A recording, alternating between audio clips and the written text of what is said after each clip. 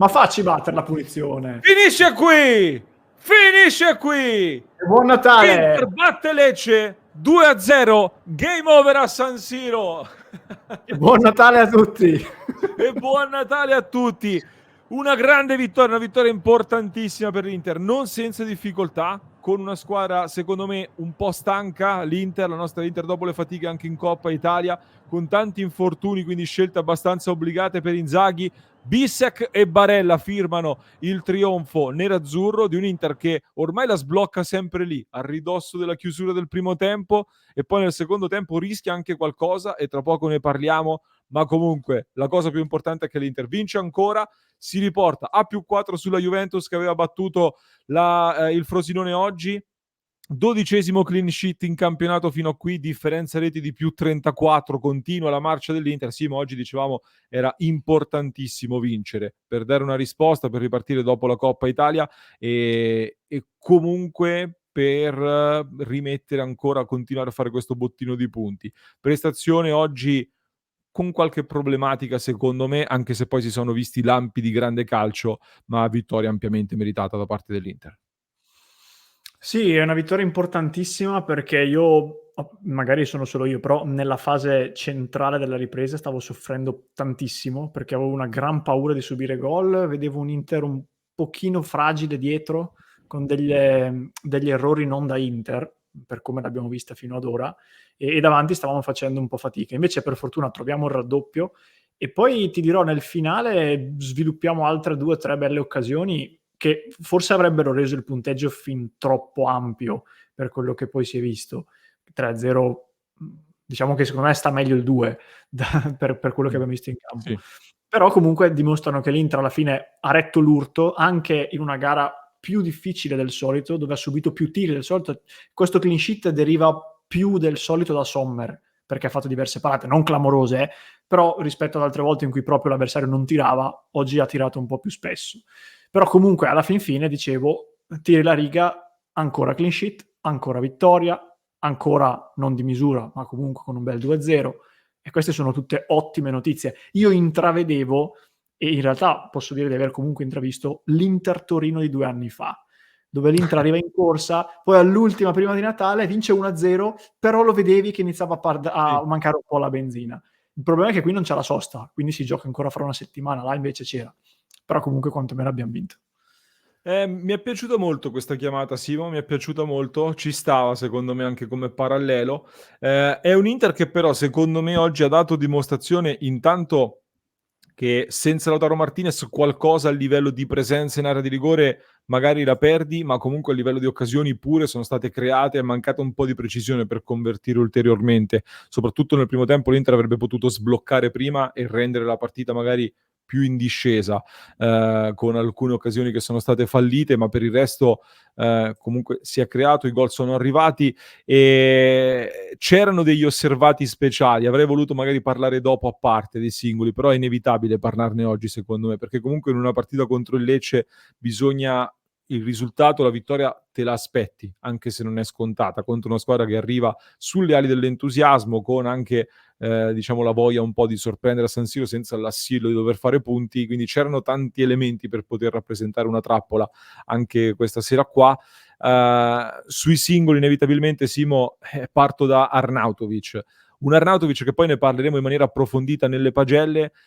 Secondo me intanto oggi tra Arnautovic e Thuram tutti e due hanno avuto un po' di difficoltà, soprattutto all'inizio, perché hai affrontato un duello di quelli più inizio anni 2000, fine anni 90 a livello calcistico, contro due difensori, Pongracic e Baschirotto, molto ruvidi, molto fisici, con una marcatura ecco un po' più vecchio stile, quindi qualcosina lì c'è mancato. Credo però che per Thuram avere un Arnautovic che ti fa più da prima punta possa essere un bene. Infatti nel secondo tempo, il primo tempo Arnautovic si mangia un paio di gol niente male, uno soprattutto abbastanza agevole, diciamo così, o comunque che ha fatto incendiare la chat. Nel secondo tempo, invece, quando comincia a fare la sponda, a spalle alla porta, a giocare da attaccante, si sono viste le cose migliori, ha mandato in porta i compagni e poi manda in porta Barella con un assist di tacco veramente molto importante.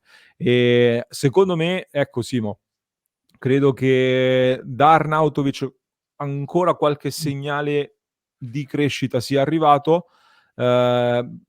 Io ci metto che sotto porta gli viene un po' il braccino con qualche difficoltà ancora, perché deve sbloccarsi del tutto, deve trovare la confidenza con il campo e con i compagni del tutto, però oggi si è cominciato a vedere, secondo me, qualcosa di quello che appunto si è visto con, come dire, cioè poi si è visto qualcosa di quello che vuole Inzaghi, soprattutto, del fatto che lui può fare il centravanti, e Thuram, lo abbiamo detto anche l'altra volta, se gli metti accanto un Mkhitaryan aggiunto è chiaro che ne risente negativamente. Ha bisogno di un attaccante, di un centravanti, e con Arnautovic che fa il centravanti sicuramente le cose migliori si possono vedere, secondo me. Sì, questa coppia l'abbiamo vista oggi per la prima volta. Prima di dare giudizi io la vorrei rivedere, perché anche Thuram oggi è stato molto meno brillante del solito, non necessariamente per responsabilità solo sue, però non è stato il solito Thuram. Però su Arnautovic io ho l'impressione che abbia ancora qualcosa da recuperare, tra virgolette, a livello sia fisico che mentale.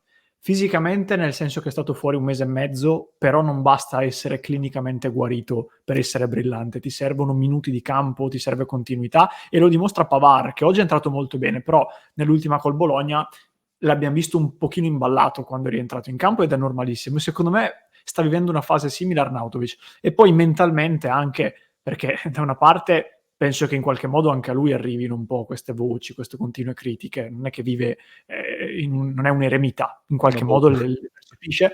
Poi scende in campo, si sbaglia un gol e se ne mangia soprattutto un altro molto evidente. Questo chiaramente non lo aiuta, come non aiuta nessun attaccante.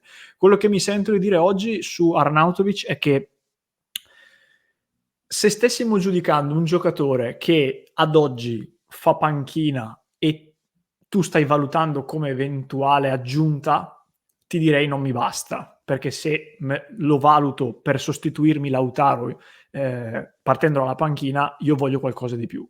Il problema è che per almeno 20 giorni, per almeno 2, forse 3 partite, Arnautovic non è il valore aggiunto, è l'uomo a cui ti devi aggrappare.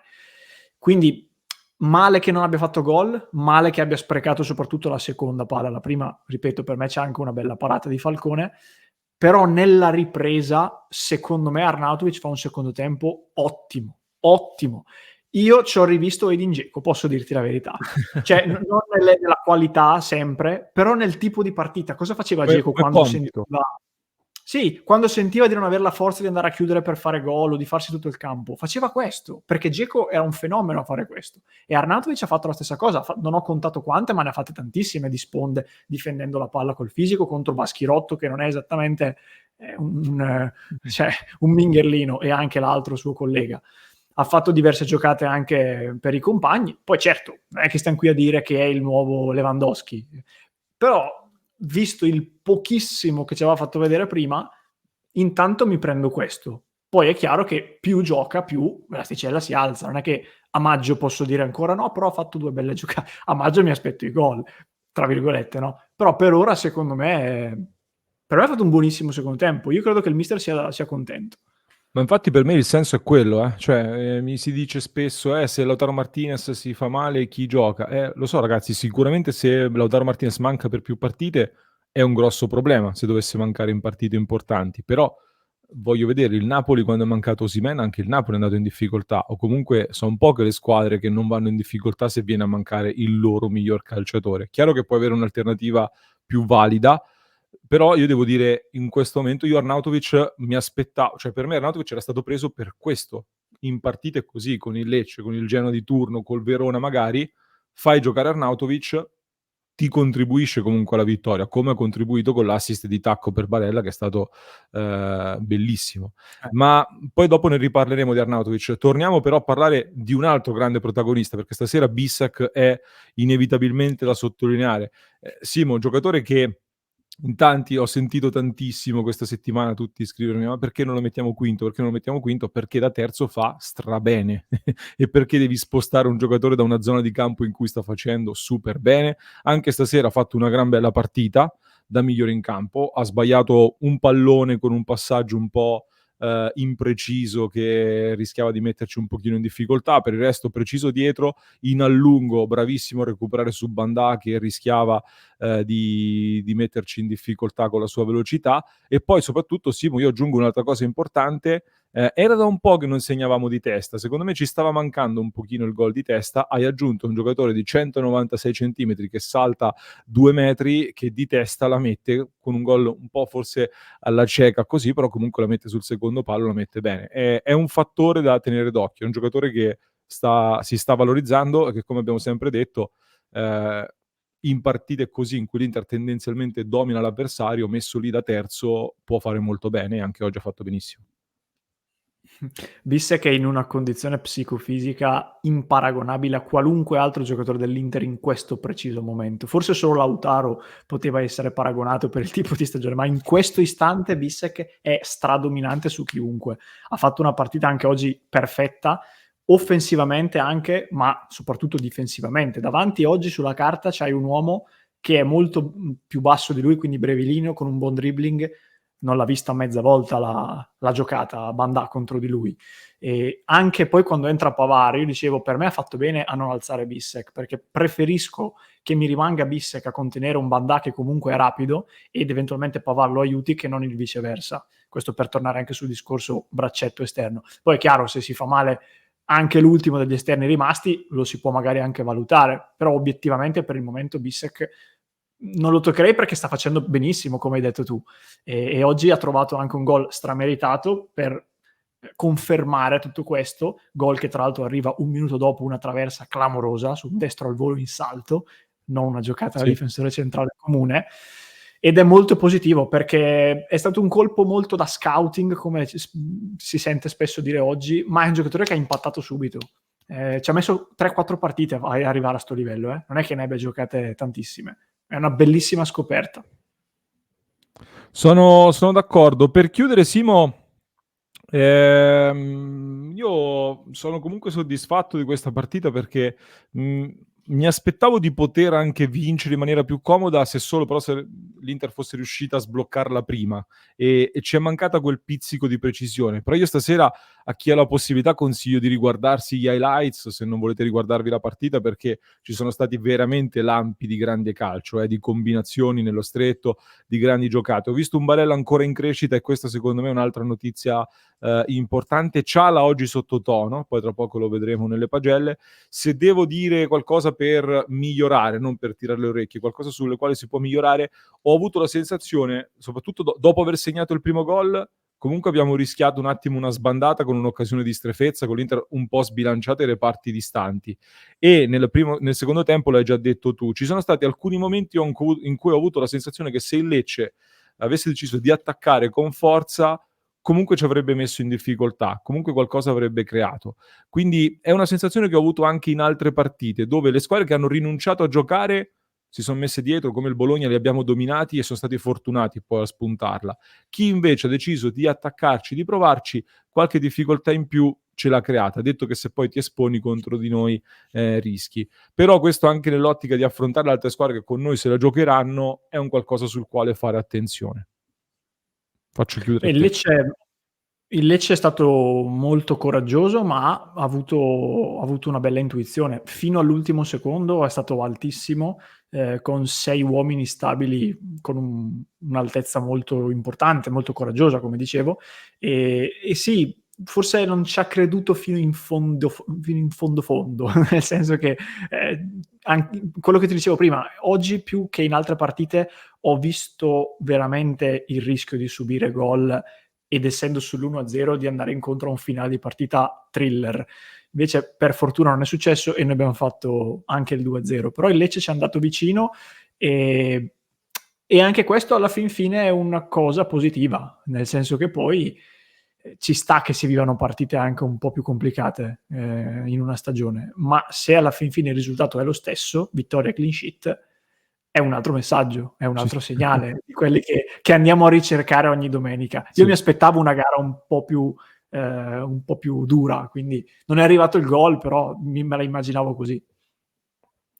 Più 11 sul Milan, giustamente chiudo come dice Angelo, però tiriamo in porta. Questa è la critica, questa la critico. Sì, va benissimo il giocare, l'esser belli e tutto, ma cavolo, troppi, anche in area di rigore, troppe sponde. Tiriamo in porta quando c'è la possibilità e possiamo creare molto di più. Questo negli highlights non ci andrà, ma ci sono state almeno 4 occasioni nitide in cui si è scelto di fare la sponda e non andare al tiro e non abbiamo creato grandi occasioni da gol potenziali. Chiudiamo qui la nostra clip, a parte troverete le pagelle, fatemi sapere nei commenti intanto chi è stato per voi il migliore in campo, sono curioso di sapere la vostra e vi ricordo di iscrivervi al canale, mi raccomando. Se venite poi su passioneinter.club trovate tante novità, potete sostenere il nostro progetto www.passioneinter.club.